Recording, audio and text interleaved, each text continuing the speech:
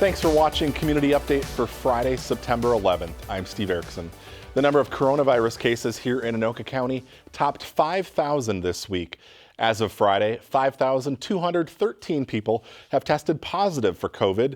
481 had to be hospitalized and 126 admitted to the ICU. Unfortunately, 126 people have died in Anoka County. The median age for those infected is 38. It's 58 years of age for those needing hospitalization and 59 for patients admitted to the ICU. And the median age of those who've died is 83 years old. It's back to school for students, but not the return to classes that families are used to. This week, students in the Anoka School District step back inside school buildings for the first time in nearly 6 months. CTN's Jennifer Anderson stopped by Coon Rapids High School as staff welcomed students and families to an unusual school year.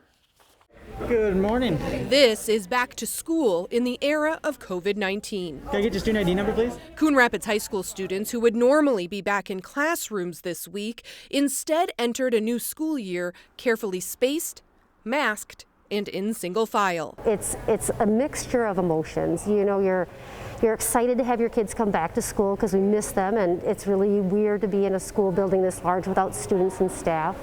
But at the same time, you want to make sure that they're safe and we can do it appropriately too with what's happening in the world as we know it right now today. It was orientation week at all Anoka schools, a chance to pick up computers, textbooks, and other materials that can be used in the classroom and at home. We told our teachers to plan to probably go through all 3 models at any given time and maybe back and forth throughout the winter because we don't know what to expect. This is totally uncharted territory for us all, and we're going to have to be very flexible as we go through this. Students followed a designated path through the building. Spirit gear was for sale. Kids posed for school pictures.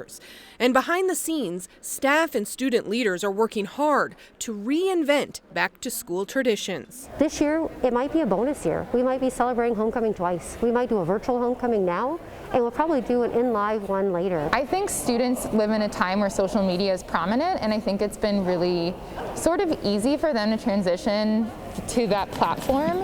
Hi, I'm Danny Rupert. They've gone full force into just figuring out how to make it work. In the coming weeks, Coon Rapids will host virtual Pep Fest activities, and freshman orientation will happen with small groups in Google Meets, led by 133 junior and senior student leaders. Our link leaders are our natural resource. You know, they're the ones that have already been through high school through a virtual experience, so it's even more important now that we train our leaders to bring that energy that we've got you. Student connections, classroom learning, and extracurriculars will all require new methods this school year. But the team at Coon Rapids says it will change and adapt. Even though that experience is going to be different, whatever experience we can give kids is important at this point right now, and it's just exciting to see them embracing the differences. For Community Update, I'm Jennifer Anderson. Middle and high school students will begin logging onto their classes online starting on Monday, while elementary students are starting out in the hybrid model, which has them attending some in-person classes. Then 2 weeks later, both middle and high schools are scheduled to shift to the hybrid learning model as well. Time is running out for local businesses impacted by the pandemic to apply for grant money. The city has earmarked $1.6 million in funding from the Federal CARES Act for the program. Businesses with less than 20 employees are eligible for up to $15,000, while businesses which employ between 20 and 100 people can receive up to $30,000. The deadline to apply is September 18th. All the details can be found on the city's website, coonrapidsmn.gov. So far, nearly 70 businesses have applied for a grant. A local construction project has secured a big federal grant of its own. On Thursday, Governor Tim Walz announced that the state is receiving $15 million for the Highway 10 Rum River Bridge Replacement Project.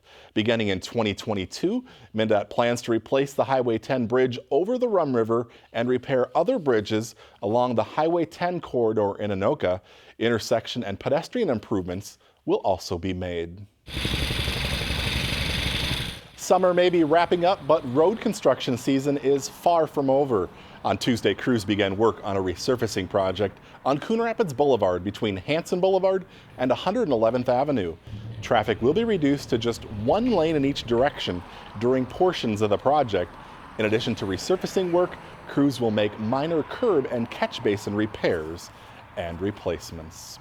Today marks a somber anniversary in our country. 19 years ago, terrorist attacks killed nearly 3,000 Americans in New York, Washington, and Pennsylvania. And to this day, those victims are not forgotten. CTN's Steve Antis joins us now from a memorial on the Main Street Bridge with more. Steve? Steve, today marks the 14th time in 14 years in which members of the community have set up here on the bridge to make sure that no one forgets the tragic events that happened on September 11th, 2001. Patriots waved flags on top of the Main Street Bridge as truckers and motorists sounded their horns in remembrance of a day many won't forget.